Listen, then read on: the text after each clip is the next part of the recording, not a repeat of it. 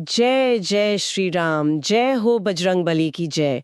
संकलित, निर्मित और प्रस्तुतकर्ता पवन ठाकुर, ठाकुर प्रॉपर्टी कंसल्टेंसी की ओर से।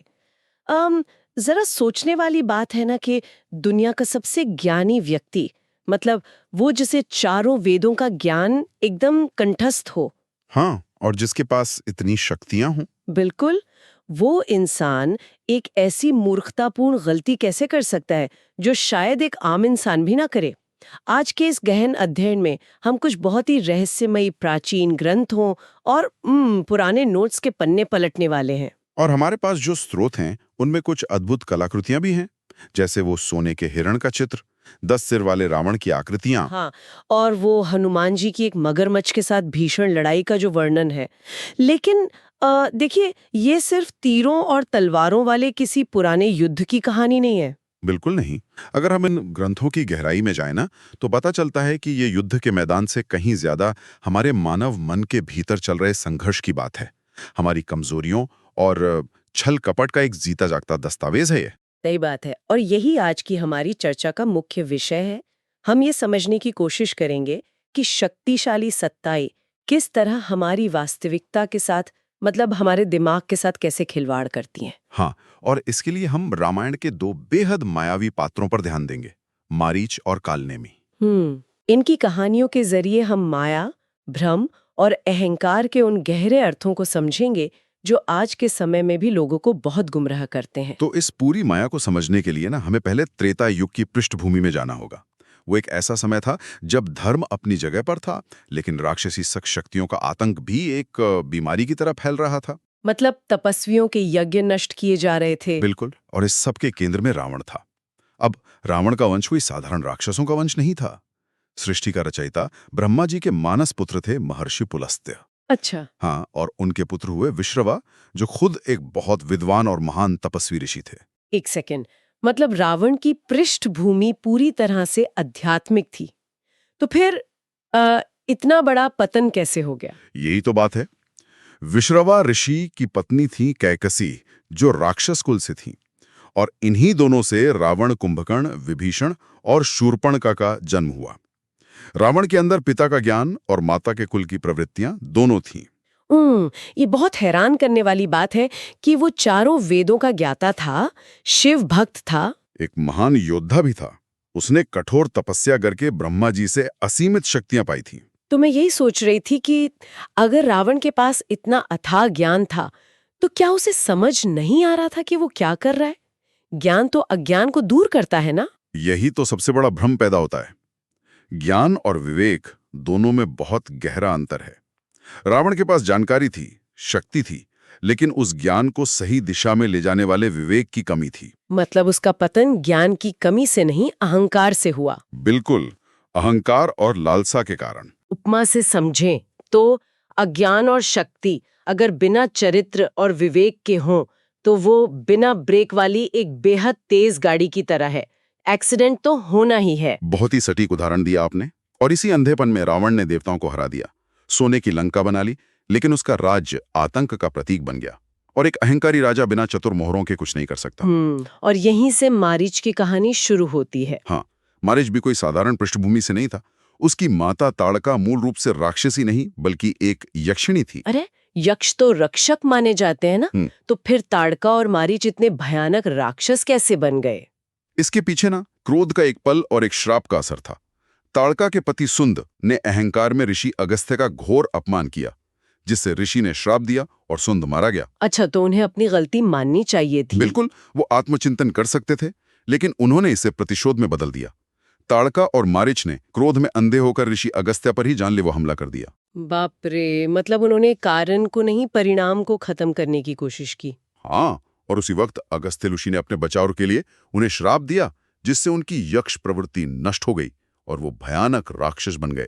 ये तो मुझे बहुत अजीब लगता है कि कैसे केवल एक पल का क्रोध और एक श्राप ने एक पूरे परिवार की दिशा ही बदल दी। मारीच और रावण दोनों ही शक्तिशाली थे, पर दोनों अधर्म के रास्ते पर चले गए। और उनका यही भटकाव उन्हें ऋषि विश्वामित्र के आश्रम तक ले गया। मारीच और सुबाहु ने जंगलों में ऐसा आतंक मचाया कि कोई भी आध्यात्मिक काम असंभव हो गया था। वो यज्ञों में रक्त और हड्डियां फेंकते थे ना? हाँ, और यज्ञ तो समाज में धर्म और व्यवस्था का प्रतीक था। विश्वामित्र जैसे तपस्वी भी परेशान हो गए थे। तो फिर वो समाधान के लिए राजा दशरथ के पास अयोध्या गए। बिल्कुल। और मांग की कि राम और लक्ष्मण को भेजा जाए।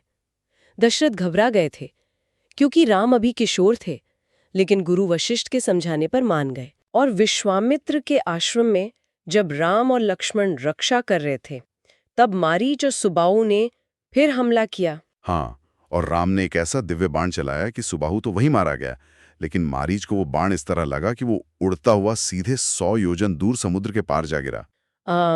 चलिए इसे थोड़ा समझते हैं। मारीच मरा नहीं, लेकिन मृत्यु को इतने करीब से देखना, मतलब एक नियर डेथ एक्सपीरियंस, ये तो उसके लिए एक बहुत बड़ा वेकअप कॉल बन गया होगा। बिल्कुल, उस एक बाण ने उसके दिमाग को पूरी तरह से बदल दिया। वो हिंसा छोड़कर तपस्या करने लगा। उसे हर पेड़ में राम दिखाई देने लगे। पर क्या ये सिर्फ मृत्यु का डर था? क्योंकि डर तो कभी-कभी इंसान को और क्रूर बना देता है। ये बहुत अच्छा सवाल है। ये सिर्फ हार का डर नहीं था, ये राम के सत्य और धर्म का एक गहरा मनोवैज्ञानिक प्रभाव था।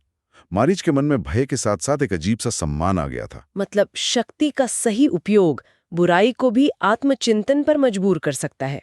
हाँ, मारीच समझ गया था कि राम ब्रह्मांडीय व्यवस्था के रक्षक हैं। लेकिन फिर नियति देखिए, पंचवटी में शूर्पणखा का प्रवेश होता है। रावण की बहन, जिसने राम और सीता पर हमला करना चाहा, और लक्ष्मण जी ने उसकी नाक कान काट दिए। बिल्कुल। और प्रतिशोध से जलती हुई शूर्पणखा सीधे रावण के पास पहुंची। और रावण, जो पहले से ही अहंकार में अंधा था, वो सीधे मारीच के पास जाता है। हाँ, रावण कहता है कि उसे एक स्वर्ण मृग यानी सोने का हिरण बनना होगा। लेकिन मारीच तो अब तपस्वी बन चुका था ना। वो अंदर तक कांप जाता है। वो रावण को समझाता है कि राम स्वयं विष्णु हैं, उनसे दुश्मनी मत करो। तो फिर उसने रावण की बात क्यों मानी? अगर वो राम से इतना प्रभावित था, तो उसने छल का रास्ता क्यों चुना? क्योंकि रावण ने उसे जान से मारने की धमकी दी थी।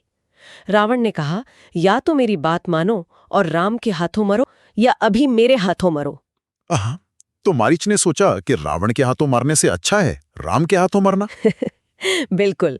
और वो विवश होकर सोने और रत्नों से जड़ा अद्भुत स्वर्ण मृग बन गया। अगर मैं आज के हिसाब से कहूँ ना, तो ये स्वर्ण मृग प्राचीन काल का एक तरह का क्लिक बेक या स्कैम था। एकदम सही। मतलब ये बहुत ही आकर्षक था, इतना कि ये सच नहीं हो सकता था, लेकिन ये सीधा हमारी इच्छाओं पर वार करता है। पर रावण ने मारीच की चेतावनी को अनसुना क्यों कर दिया? क्योंकि रावण अहंकार में इतना अंधा था कि वो सत्य नहीं देख पाया। आध्यात्मिक दृष्टि से देखें तो स्वर्ण मृग भौतिक आकर्षण और झूठी माया का प्रतीक है, जो मनुष्य को धर्म से दूर ले जाता है। मतलब सीता जी जो पवित्र चेतना है वो मोहित हो गई और राम उस मृग के पीछे गए। हाँ, और जब राम ने बाण चलाया तो मारीच ने छल से राम की आवाज में पुकारा, हाँ सीते, हाँ लक्ष्मण। ये तो सीधा भावनाओं पर चोट थी। और इसी वजह से लक्ष्मण रेखा की घटना हुई। रावण साधु के वेश में आया और सीता हरण हो गया। हाँ, और रास्ते में वृद्ध जटायु ने रावण से युद्ध किया, पर माया अपना काम कर चुकी थी। और ये छल कपट का खेल यहीं नहीं रुका। लंका युद्ध में तो ये और भी भयानक रूप में सामने आया। बिल्कुल, जब इंद्रजीत के शक्ति बाण से लक्ष्मण मूर्छित हो जाते हैं। हाँ, और वैद्य सुषेण कहते हैं कि सूर्योदय से पहले द्रोणगिरी पर्वत से संजीवनी लानी होगी, तब हनुमान जी निकलते हैं। और रावण इस बार हनुमान को रोकने के लिए कालनेमी को भेजता है। कालनेमी हिरण्यकशिपु के वंश का असुर था। मुझे लगता है कि कालनेमी की माया मारीच से भी ज्यादा खतरनाक थी। उसने तो साक्षात धर्म को ही अपना हथियार बना लिया। सही कह रही हैं आप। उसने एक नकली आश्रम बनाया और एक तपस्वी का वेश धर लिया। वो हनुमान को सरोवर में स्नान के लिए भेजता है, जहां एक मगरमच्छ हमला करता है। हाँ, पर हनुमान मगरमच्छ को मारते हैं, जो असल में एक श्रापित अप्सरा निकलती है। और वो अप्सरा कालनेमी का सच बता देती है। बिल्कुल। फिर हनुमान वापस आकर कालनेमी को घुमाकर फेंक देते हैं और पूरा पर्वत ले आते हैं। ये बात मुझे बहुत सोचने पर मजबूर करती है कि कालनेमी ने आध्यात्मिकता और भरोसे का इस्तेमाल किया। ये शारीरिक छल से कहीं ज्यादा खतरनाक था, क्योंकि ये आस्था का छल था। हाँ, कालनेमी नकली साधु और छल का प्रतीक है। वो अधर्म है जिसने धर्म का मुखौटा पहन रखा है। वहीं हनुमान सच्ची भक्ति और विवेक के प्रतीक हैं। मतलब हनुमान जी का विवेक इतना मजबूत है कि कोई भी माया उनका रास्ता नहीं रोक पाती। बिल्कुल, वो तुरंत सत्य और असत्य को पहचान लेते हैं। तो अगर हम इन सारे प्रतीकों को एक साथ रखें तो रावण है अहंकार, हाँ, और मारीच है संसार का झूठा आकर्षण। और कालनेमी है कपट, जो अच्छाई का मुखौटा पहनकर आता है। सीता जी पवित्र चेतना है और लक्ष्मण जी अनुशासन। और राम सत्य और धर्म है, जबकि हनुमान भक्ति और बल हैं। रामायण की शिक्षा यही है कि हर चमकती चीज सोना नहीं होती और अधर्म अक्सर आकर्षण का सहारा लेता है। तो श्रोताओं के लिए इन सब का क्या मतलब है? ये सिर्फ पुरानी कहानियां तो है नहीं। बिल्कुल नहीं। ये तो हमारे रोजमर्रा के जीवन में आने वाले लालच, गलत सूचनाओं और भटकाओं से बचने का एक मनोवैज्ञानिक नक्शा है। दुनिया में जहां सब कुछ भ्रमित करने वाला हो सकता है, वहां विवेक और मर्यादा ही हमारी सुरक्षा रेखा हैं। मतलब साफ है कि मारीच और कालनेमी की माया अंततः धर्म के सामने टिक नहीं पाई। हाँ, सत्य की ही जीत हुई। पर इस पूरी चर्चा को खत्म करने से पहले मैं एक गहरा विचार छोड़ना चाहती हूँ, जो हमारे स्रोतों से ही निकल कर आता है। मारीच की मोक्ष की बात कर रही हैं? हाँ, स्रोतों में कहा गया है कि मारीच को राम के हाथों मरकर और अंतिम समय में राम का नाम लेकर मोक्ष प्राप्त हुआ था। ये बहुत ही रहस्यमयी बात है। विचार करने वाली बात यह है कि अगर कोई व्यक्ति विवशता में किसी डर से अधर्म का हिस्सा बन जाए, लेकिन उसके मन में और उसके अंतिम क्षणों में सिर्फ ईश्वर या सत्य का वास हो, तो क्या उसका भी उद्धार संभव है? ये बहुत ही गहरा प्रश्न है। क्या हमारे कर्मों से ज्यादा हमारा वो डर और ध्यान मायने रखता है जो हम सत्य के प्रति रखते हैं? इसी रहस्यमय विचार के साथ हम आज के इस गहरे अध्ययन को समाप्त करते हैं। विवेक और मर्यादा बनाए रखिए। अगली बार फिर मिलेंगे।